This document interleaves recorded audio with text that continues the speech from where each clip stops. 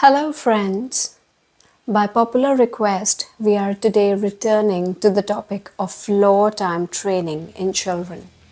And as I mentioned before in the last video, for which you can find the link above, floor time does not actually mean being on the floor, but being part of the activity area of the child, where the child is doing some activity of their interest.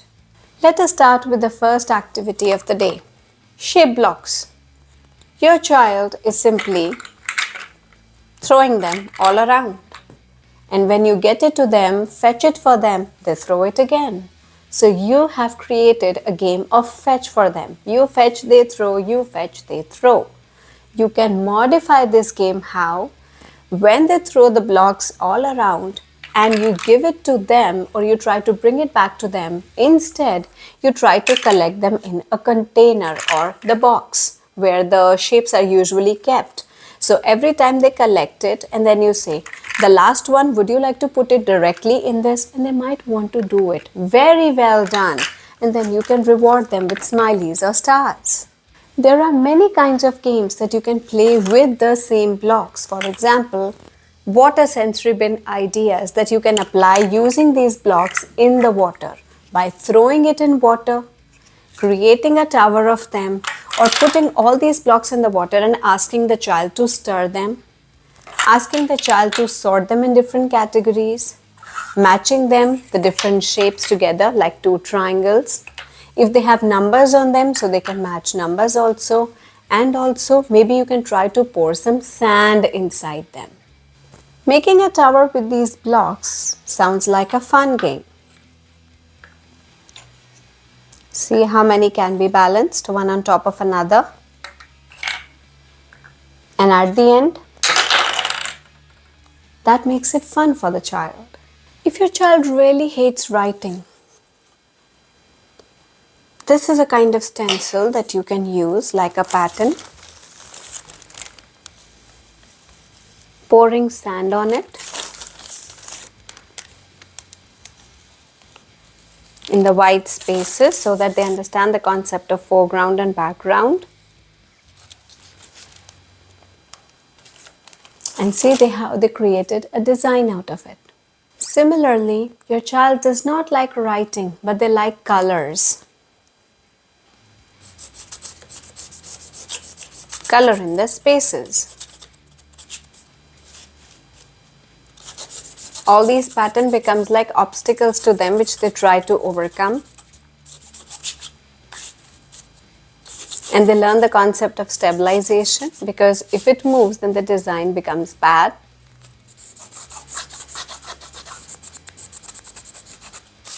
And there you go. They did something with their own hand. They could create the pressure of the pen, because if the pressure is not good enough, the design will not appear, and at the end they have got a result.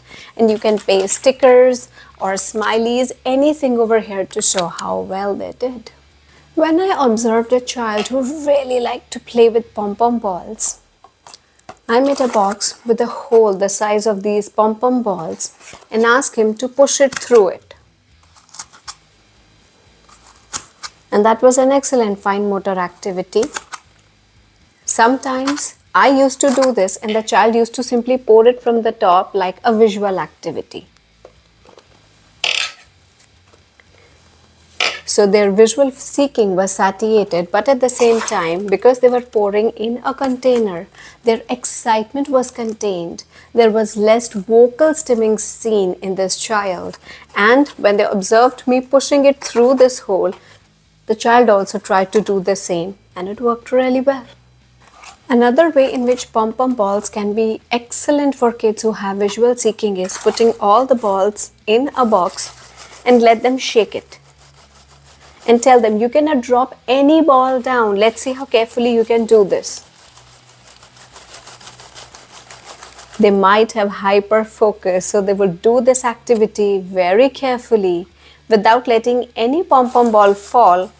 If your child is fascinated by aligning blocks all the time, try to introduce blocks like this which have some patterns on them, so that when they try to join them in a certain order, they end up creating a picture out of it. See, I'm trying to create a picture, and one picture can be made on all sides with these blocks. They can try to even balance them because these are lightweight blocks. Similar examples of activities include, for example, you observe your child running in circles or spinning in a way all the time. So what you can do is hand them over a box or a small mug or a tumbler full of water and ask them to spin without spilling the water.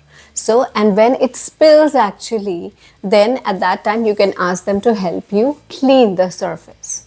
In a similar manner, they're just running around in circles or they're running from one end to the other. Why don't you create a game where they take something from one end and try to drop it at the other end? Or once they reach the other end, you hide behind a curtain or a piece of furniture and the child tries to find you over there. And every time the child returns, they would anticipate that you will pop out from somewhere.